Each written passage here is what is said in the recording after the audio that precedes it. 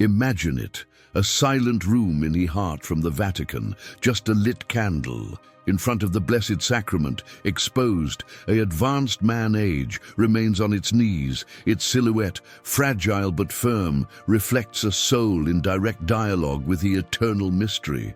That the man is Pope Francis, and what he is about to reveal will change you forever. The perception that many have of Jesus. What if I told you that Francis's last big secret isn't about the walls of the church, nor about its controversies, but about a truth much deeper, a truth kept in his heart for decades, protected from the noise of the world, waiting for the right moment to come to light. Today, I invite you on a different journey. It is not just a story, it is a pilgrimage to the soul of a man who, on the edge of the eternity, he decided to speak not as a pontiff, but as a witness. Francis, far from the flashes and the crowds, chose the silence to prepare his last great revelation about Jesus, a revelation that not only informs, but transforms.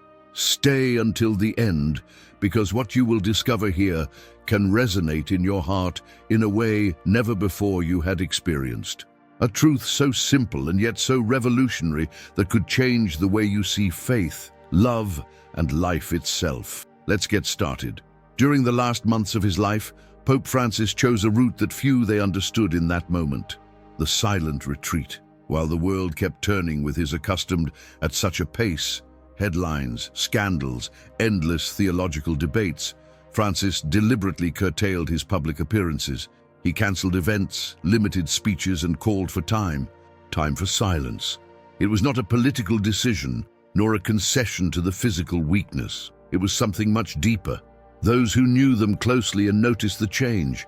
In his face there was no longer only tiredness, but a kind of grave serenity, like someone preparing for a final meeting. In the hallways from the Vatican, they whispered theories. He's sick. He's lost strength. He's saying goodbye of the world. But the truth was different. Francisco was not surrendering to the disease, nor before the external pressure. It was submerging in the only territory where the answers, true ones, are revealed. The inner silence. There are truths that do not shout. They only whisper. He would have said to one of his closest collaborators in one of those long nights where the city he slept, but his soul was awake. Was in that sacred space of solitude where Francisco began to compose his last great work, not an official document, not an encyclical, but a pure testimony, a truth that he had guarded in it deeper than his heart, but now felt he called irresistible to share. Every day, in that self-imposed seclusion, the Pope meditated on Jesus not as a character distant, but as a living presence that accompanied him, questioned. He loved. He understood that his final mission was not to govern nor reform, but point out, with the little time that he remained, towards He who is the true center of everything. The silence was not emptiness, it was fullness. It was not solitude, it was communion. And in that atmosphere of absolute recollection, the seed of his revelation began to germinate. The nights in the Vatican became eternal for Francis. While Rome slept under the warm light of the moon, he remained awake, kneeling before the Blessed Sacrament. I was not looking for political answers or human solutions. I was looking for something much deeper, a real encounter with Jesus. In those hours of prayer, the time it seemed dissolve, minutes that became in hours, hours that slipped by like sighs. In the silence of that hidden chapel, Francisco entered in a dialogue that did not require words. Every beat of his heart was a plea, a surrender, a search. He did not pray formulas learned by heart. His prayers, they were silent moans, born from the depths of his soul. Sometimes he would simply stay in silence, letting himself be looked at by the one whom had served all his life.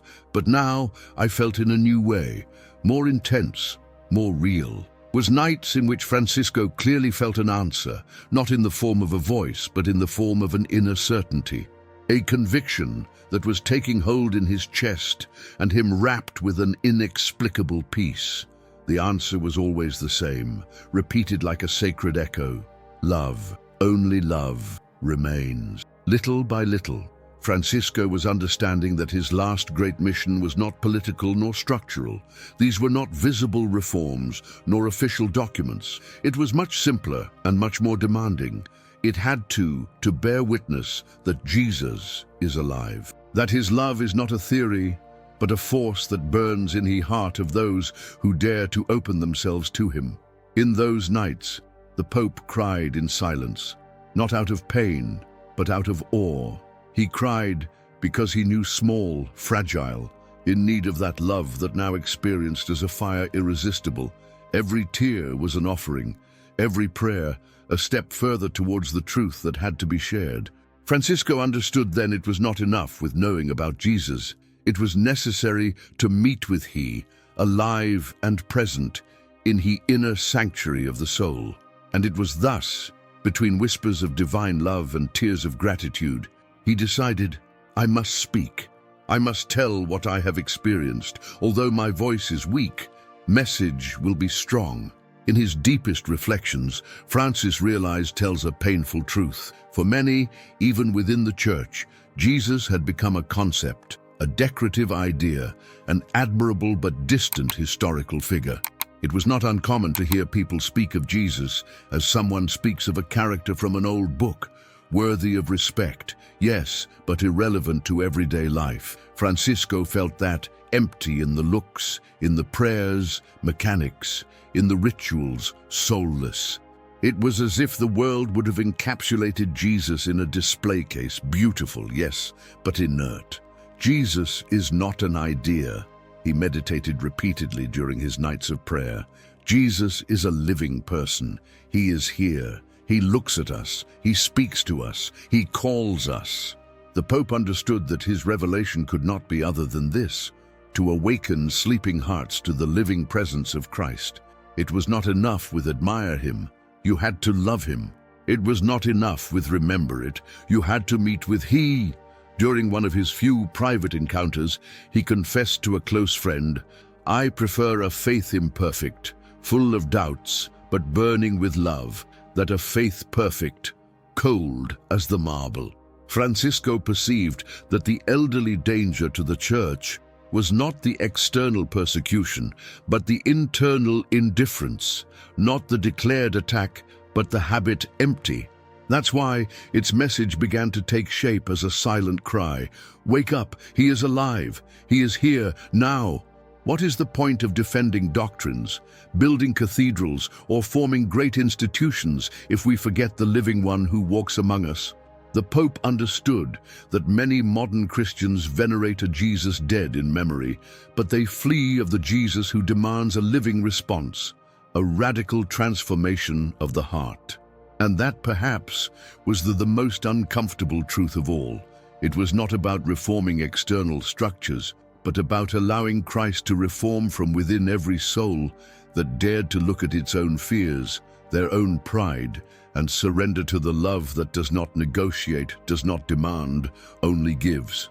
Before dying, Francisco wished only one thing, that every man and woman could have a real encounter with Jesus, and in that encounter, discover that they were not alone, that love had been waiting forever. One night, while the city of Rome rested in the deepest silence, Francisco lived an experience that would mark him forever, his spirit. It was not a vision in the classical sense, not a dazzling apparition. It was something more intimate, more devastating. He felt, in the deepest part of his being, the immense weight of Jesus' gaze. It wasn't a look of judgment. It wasn't reproach. It was a look that penetrated every corner of the soul, which laid bare hidden truths, which caressed wounds ancient. A look that did not ask for explanations, did not demand merits, simply loved. Francisco described that moment as an eternal instant. It was like my masks fell off one by one. I couldn't hide, I couldn't pretend, and yet I felt more loved than ever. In that meeting invisible, Francisco understood that the face of Jesus is not that of a severe judge, nor that of a distant moral teacher. It is the face of the faithful friend, of the shepherd who seeks his lost sheep, from the doctor who heals with just a touch of love. Every feature of that look, tenderness, compassion, strength, truth, remained printed in his heart like a wound sweet. A wound that does not bleed, but that transforms. From that night, Francisco could no longer to speak of Jesus as an idea or as a tradition. He could only to speak of him as if he were someone real as the air he breathed. He understood also that this was the essence of his latest mission, to invite others to seek that vision. Not to memorize dogmas, not to comply rules empty, but to open the heart and let yourself be found. The Pope knew that many they flee from that gaze because they fear being seen as they are, but also understood that there is no greater freedom than knowing oneself known completely, and even thus, infinitely loved.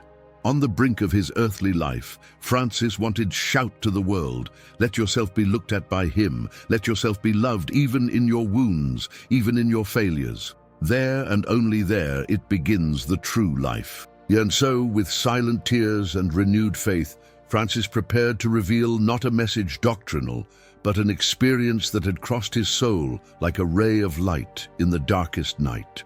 In your moments of prayer, deeper, Francisco began to contemplate the wounds of Christ in a way new. No longer I saw them, not only as signs of suffering, but as living sources of love and healing.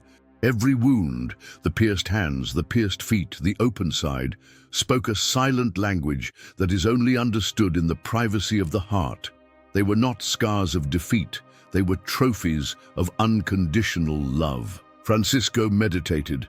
Every wound of Christ has your name written on it. Every drop of blood shed carries with it an act of personal love. The wound in the side, opened by the spear, I remembered that the God's heart is eternally open, ready to receive our miseries, our failures, our faults. There is no sin so great as that wound cannot cover. There is no human pain that has not been embraced over there. The Pope understood that many avoid looking at the wounds of Christ because they fear confront his own fragility. But precisely in that pain, assumed and offered, is the beginning of all true healing. In several meditations personal, Francis felt as if Jesus same you whispered, look at my wounds and recognize the yours. Give them to me. Don't hide them. Don't hide them. Deny them. I transform them. This meeting with the sores of the Mister transformed also your way of seeing the human suffering. He stopped seeing it as a punishment or an absurdity and began to perceive it as a sacred opportunity to join the love that redeems. Each wound of Christ became for Francis a bridge between the pain and the hope, a permanent invitation not to despair, not to give in to sadness, but to embrace the cross, knowing that it is not the end, but the threshold of the resurrection. Before dying, Francisco wished to transmit this conviction. Your wounds are not a hindrance to God. They are the door through which He wants to enter your life. Human pain, united to the pain of Christ, is not wasted. It becomes in seed of new life. And so, scars, they're no longer a cause of shame, but of silent glory. In his last months, Francis meditated intensely on a truth that the modern world seems to have forgotten. The love of Jesus does not follow the human rules. It is a love so radical, so absolute, that it scandalizes. Jesus did not love only the good nor the grateful, nor those who showed themselves worthy. He loved the traitors, the cowards, the enemies. In the darkest moment of his passion, when hate and the cruelty reached his peak, he did not curse. He loved. He did not condemn. He forgave. Francisco understood that this unconditional love is so revolutionary that many cannot accept it. It's easier to build a religion of rules, merits, and rewards than to accept that everything is grace, that God's love is not earned, it's received. The scandal is not that Jesus is dead, he reflected the Pope. The true it is a scandal that he loved to the extreme, without conditions, without guarantees, without reservations. This unconditional love breaks the schemes of human justice. It goes beyond of the merit, destroys the logic of exchange and merit, and is offered as an undeserved gift. Francis, in his meditations at night, I saw with clarity that this message was the most urgent. It's not about being perfect to be loved. We are loved, and that love transforms us. I remembered the words of Jesus in the cross, "Father, forgive them, for they do not know what they do." And he understood that in that phrase contains all the gospel. The love of Jesus scandalizes because it sets no conditions. He loves the repentant criminal, the hardened sinner, the prodigal son who returns dirty and defeated. That love, far from weakening the truth, elevates it to its purest expression. The Pope knew that many would resist this message. It is more comfortable to think about a God who rewards the good and punishes the bad. But the God that Francis had encountered in his nights of prayer was more disturbing. A God who never stops loving, even when we stopped responding. Before closing your earthly pilgrimage, Francis wished echo this divine madness. God does not love like us. He doesn't love until you deserve it. He loves you because you exist. And that love, if you let them in, it changes everything. While meditated on his final mission, Francis came to a disconcerting but profoundly liberating conclusion. The true kingdom of God is not built in the great temples, do not even stand in the lavish ceremonies. It is built in the hidden, in the small gestures of love that almost nobody go. The church, visible with its pomp, its structures, its traditions, it was just the outer shell of a reality much deeper. The true church, the one that Jesus dreamed, grows in the hearts that love in silence, in helping hands without asking for anything in return, in the acts of compassion that do not seek recognition. The kingdom of God is a silent revolution, Francis meditated. It does not need microphones nor crowns, only hearts willing. I saw with clarity that the transformation of the world would not come from large external changes, but from small ones, internal conversions. Every time someone's sorry instead of taking revenge, every time someone consoles instead of judging, whenever someone chooses to love when it would be easier to hate, the kingdom advances. Francisco understood that the strength of the church is not in his political power, nor in his social influence. It is in his ability to reflect the living Christ in everyday life, in the forgotten corners, in the streets dusty where the hope seems to have been extinguished. To the eyes of the world, these gestures may seem insignificant, but in the face of eyes of God are more powerful than all empires. Before dying, Francisco wished that this truth will penetrate the heart of every believer. Don't wait for the church changes to start living her gospel. The kingdom is already in you, in your hands, in your smile, in your silent compassion. No need permission to love. It is not needed an official position to be a light. Every act of mercy, no matter how small, sows a seed of eternity. And so, while the world was still waiting for big gestures, Francis embraced the most humble and most powerful revolution. The love that transforms the world from within, in secret, in silence, like a yeast that makes grow all the mass. In the days at the end of his life, Francis felt he should give a step further. It was not enough with talk of God's unconditional love or of the silent revolution of the kingdom.